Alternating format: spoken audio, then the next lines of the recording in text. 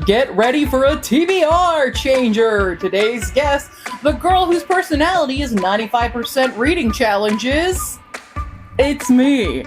I've been here the whole time. Hi everybody, welcome to my TBR game. I haven't played this since the start of the year because the first TBR that I got was insane.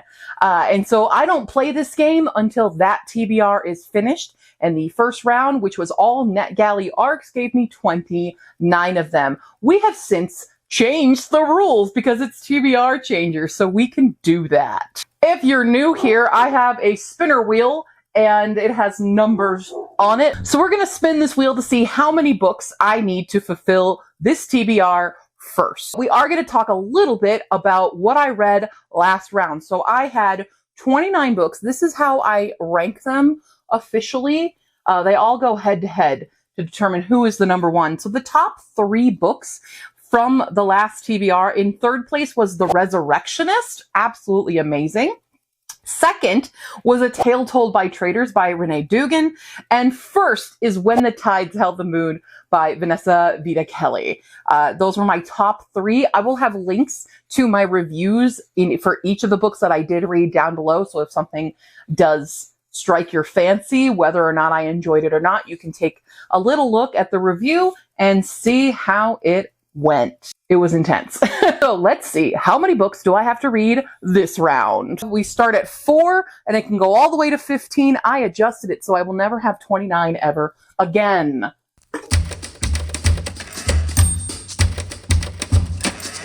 That is an 8. 8 books, that's doable. We can do 8 books. I've decided I have a lot more ways that I can discern books, so we're going to fill in these pieces with these prompts, okay? So our first prompt that we have is genre roulette. Our second prompt is backlist authors. Third, we have subscription boxes. Fourth is KU books, or really any Kindle book, not just KU, because I actually don't have KU anymore because I'm poor. The viewer choice pool. This is all the books that you guys have been giving me. We have retellings only. We have Herkyed, specific Herkyed, the 25 of 2025.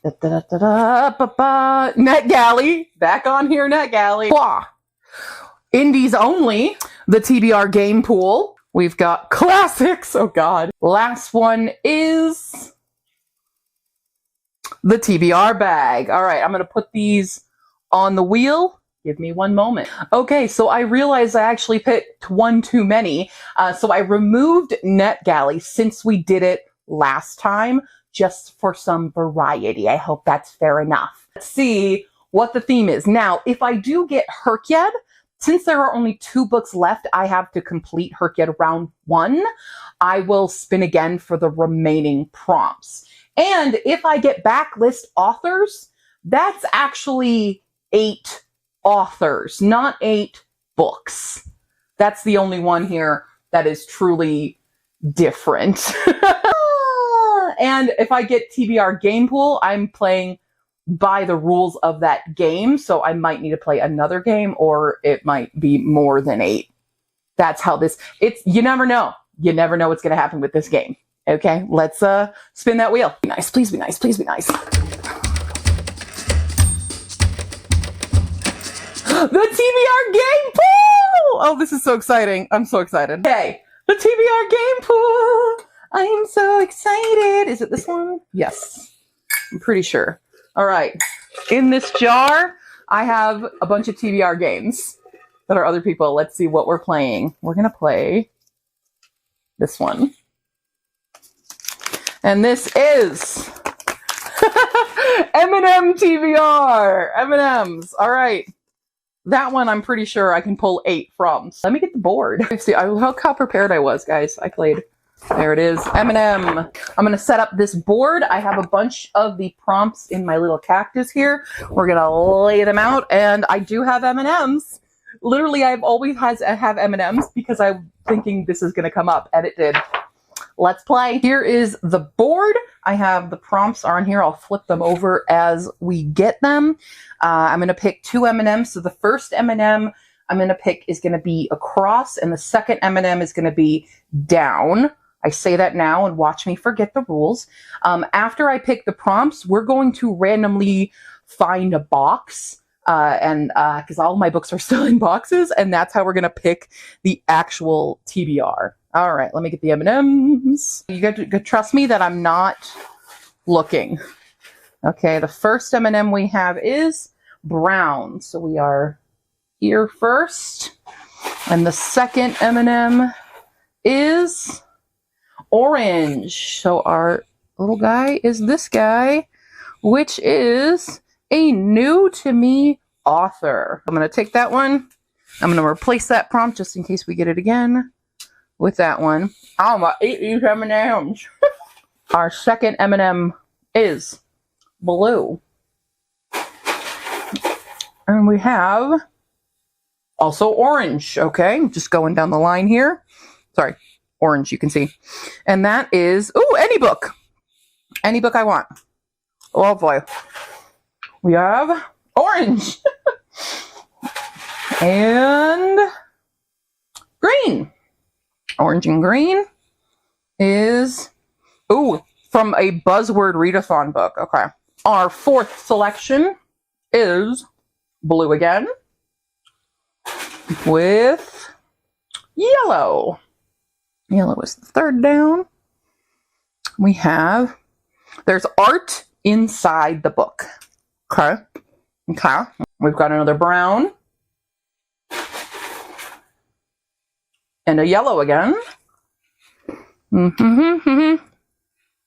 Oh, for our fantasy, a book for our fantasy. Book number 6. Orange again. And an orange. Orange, orange. We've got, oh, I have to scroll through Goodreads, random. I'll show you how that works. Number 7. Blue again. Haven't gotten a single red. And blue. Blue and blue is, oh, with foil. Gotta have some foil on the cover. And the final prompt is blue. And brown. Blue and brown. Oh, this is beginning a series. The beginning of a series. All right, so we are going to roll a d20 to figure out what box we're getting into. Now, I am missing box 13.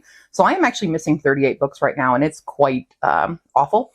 If I roll 13 or 20, I'm pulling from my shelf of loose books that I currently have, which is not a lot. So we will have to roll again, but I'll be pulling from basically the shelf and a box. Let's see what the box number is. Of course, it's freaking 17. All right, of course. Box 17 had to be on the very bottom of the boxes that my computer sit on. Let's see what's inside. Alrighty. So, oh, my board games. I have 2 board games in here. Let's take a look at those prompts again. First off, we need, let's see who's here. Well, immediately we have foiled, we have sorcery and small magics. That is foiled, and I'm dying to read this one. Leo Vander Loveage is a master of small magics. He can summon butterflies with a song or turn someone's hair pink by snapping his fingers. Such minor charms don't earn him much admiration from other sorcerers or his father, but anything more elaborate always blows up in his face. Which is why Leo vowed years ago to never again write powerful magic. That is, until a mix-up involving a forbidden spell binds Leo to obey the commands of his longtime nemesis, Sebastian Grimm. Grimm is Leo's complete opposite, respected, exceptionally talented, and an absolutely insufferable curmudgeon. The only thing they agree on is that getting caught using forbidden magic would mean the end of their careers. They need a counterspell, and fast. But Grimm casts spells. He doesn't undo them, and Leo doesn't mess with powerful magic. Chasing rumors of a powerful sorcerer with a knack for undoing curses, Leo and Grimm enter the Unquiet Wood, a forest infested with murderous monsters and dangerous outlaws alike. To dissolve the curse, they'll have to uncover the true depths of Leo's magic, set aside their long-standing rivalry, and, much to their horror, work together, even as an odd spark of attraction flares between them. Okay, well, I do know that this is a beginning. No art inside or anything, so I think we'll go with Miss Landon and Aubrey. This is an indie series, but it is the start of, I think, 4 books, maybe? What if you met the love of your life in a different world? In a quiet English town in 1811, there lives a clergyman's daughter. Kind-hearted but impoverished, lively but plain, Miss Sophie Landon faces a future with few prospects. In the neighboring realm of Alfenheim, there lives Aubrey. Disfigured among the beauteous fae, his ruined face condemns him to a life lived alone. Their meeting changes everything, for Sophie will cross the border and find a glimmer of a future beyond. Might there be a life and a love for her in the realm of the fae? For Aubrey, a chance encounter with Miss Landon turns his world upside down. Armed with the temporary gift of beauty, can he hope to win her heart? Pride and Prejudice meets Beauty and the Beast in this heartwarming tale of love, hope, and magic. Got art inside, obviously. These guys do. Who should we do? Cruel is the Light has art. Well, does it have art within the pages is the other question. That's kind of more of the spirit. So let's kind of flip through, but those will be accepted if nothing else. Let's do this. Wait till Helen comes. It's a graphic novel. That's art inside. Done. When their mom remarries, Molly and her brother Michael try to make friends with their new stepsister, Heather. But Heather only wants to make trouble for them. She lies and tattles and misbehaves, and somehow they always get the blame. They know she's trying to drive a wedge between her father and their mother so she can have her father all to herself, and it seems to be working. Then Heather starts playing in the graveyard behind their new house. She claims she can talk to a ghost named Helen, and her behavior gets even stranger. Michael doesn't believe in ghosts and thinks their new little sister is just looking for more attention. But Molly isn't so certain, especially when Heather threatens that Helen is going to come for them and make them sorry. It seems as though things can't get any worse, but they do, when Helen comes. A new to me author. Who's the most new to me? You know what? Let's just keep it with the indie train. Let's go Shiloh. Shiloh by Helena Sorensen. I've had this for so long. Let's knock it out of the park there. In a world of perpetual shadow, a boy is born wielding remarkable power over fire. Amos is 7 when he kills a shadow wolf and becomes a legend in Shiloh. Everyone is amazed by him and afraid that his father may be a madman. His father tells stories about a world beyond the shadow, a time before the shadow. People who tell those stories usually come to unfortunate ends. The year Amos and his best friend Simeon turn 12, they are itching to prove themselves. An impetuous plan to steal a beautiful lantern goes miserably awry, and the lantern's owner prophesies that Amos will be devoured by the shadow. For the first time, a seed of fear is planted in Amos's mind, and when his father is killed by a shadow wolf on the last day of the great hunt, the fear takes hold. If so great and brave a man as his father could fall to the shadow, what hope does he have? Does anyone ever truly escape the shadow? What do I need for my R fantasy currently? Are any of these going to fit the current R fantasy bingo? Oh, it totally does. All right, our fantasy. I feed her to the beast, and the beast is me. This is an author of color horror novel. Beautiful. Laura Mesny is a perfectionist with an axe to grind. Despite being constantly overlooked in the elite and cutthroat world of the Parisian ballet, she will do anything to prove that a black girl can take center stage. To level the playing field, Laura ventures deep into the depths of the catacombs and strikes a deal with a pulsating river of blood. The primordial power Laura gains promises influence and adoration, everything she's dreamed of and worked toward. With retribution on her mind, she surpasses her bitter and privileged peers, leaving broken bodies behind her on her climb to stardom. But even as undeniable as she is, Lore is not the only monster around, and her vicious desires make her a perfect target for slaughter. As she descends into madness and the mystifying underworld beneath her, she is faced with the ultimate choice: continue to break herself for scraps of validation, or succumb to the darkness that wants her exactly as she is, monstrous heart and all. That is, if the God Killer doesn't catch her first. Buzzword readathon. I need truth and lies, animals, memory words, with and never, or just a book with a pattern on the cover. Truth and lies. Let's see if there's a truth and lies. Actually, what's the hardest one of those? Memory words. Memory words are really hard for me. To the inside. Okay, I don't have a memory word in here, I don't think. Do we have a never or a with? Do not have those. Okay. Aminos. Aminos. We have an animal. Pride and Puppies. We have Pride and Puppies. Even though this is technically the 4th in a series, I think they're all not standalones, but like companions. So I think it's okay to read this series out of order, but I think is that the only animal I have? That's the only animal. Word, especially. Unless you want to count monsters. All right, Pride and Puppies it is. Dr. Charlotte Rodriguez is single. Again, and she blames Jane Austen. She made brooding, aloof men sound oh so dreamy. But after years of failing to find her own Mr. Darcy, Charlotte decides it's time to swear off dating. She's going to lavish all her love and affection on someone who actually deserves it, her new puppy, Bingley. And there's no one better to give her pet advice than her neighbor and coworker, George Lenigan. He's quiet and patient and, best of all, way too sweet to ever be her type.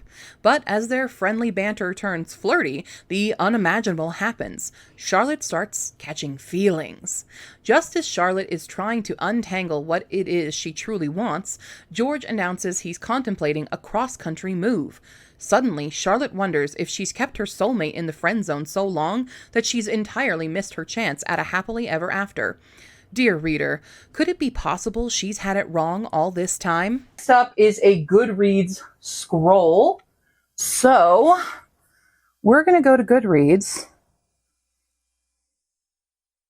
And let's see. Are any of these books in this one I might not have to do a book from here, but if I do, that's pretty dope. Just scrolling through Goodreads. Well, a lot of these I've already read. You know what we'll do then? Up to the top here, we have Exostar, which I literally just got today for free on my Kindle. So that will be the book for my Goodreads scroll, because I have that one. Is she android or mortal? A piece of scrap. That's how the townsfolk on Trinket's planet label her. The 12-year-old is determined to prove that she's more than just a discarded android, but her prosthetic leg and blue veins in her hands make her wonder about her true identity. Trinket knows that she must get off-world before the cruel and powerful remnants send her to the scrapyard. But things take a turn for the worse when the remnant supreme leader discovers her existence. Trinket could be the key to a lost spaceship that is rumored to hold the greatest hoard of gems in the galaxy, and the Supreme Leader wants it. As the alien civilizations of the Magnus star cluster wake up to the possibility that the legendary treasure exists, a frantic hunt for the lost spaceship and its key pits Trinket against an enemy that will stop at nothing to get what they want. To uncover the truth about her identity, Trinket must confront the evil Supreme Leader or get to the treasure first. But what if the truth is too shocking to bear? Which is a middle grade. sci-fi book. So we'll do that. And then I get to pick any book I want. Any book. Oh, now it's a hard choice. I don't like making decisions. We're going to go with, I could be nice to myself and go small, or I could continue the indie trend, or I could continue my subscription goal. I don't know if I want to read any of those currently. So I think I'll almost be mean to myself and go with Suns Will Rise, because this will finish the trilogy. Suns Will Rise is a Les Mis in space retelling, and I've been dying to finish it. So we're going to choose this chunky baby, which is almost 700. Oh, it's over 700 pages long. What's our 701 pages long book? So I'm not going to read the entire synopsis of Suns Will Rise, since it is the third book in the series, and I highly recommend checking out the first two. They're fantastic, but this one features an heir, a renegade, a convict, a cyborg, and a defecteur. 5 rebels, 1 revolution! It's great. Check it out. This is the stack. We have 7 books here plus an ebook. That'll do. That'll do. Check onto my TikToks and stuff for reviews of every single one of these. I definitely know that Shiloh and Miss Landon and Aubrey will get their own dedicated mini reviews because they are indie by nature. But any of these that turn out to be like amazing 5-star musts will also get those. And yeah, once we've finished reading all these books, we'll be back to play again. Thanks for joining me. I'm going to go now. Links all in the description. Thank you to all those who have joined me for Herkyed, and thank you specifically to my Ko-fi subscribers, those who are doing kind of a Patreon situation. I really, really appreciate you guys. It's amazing. So all of your names are in the end screen now. So if you want to be included in the end screen in a special thank you, subscribe to my Ko-fi. All right, I'm going to go now. Bye.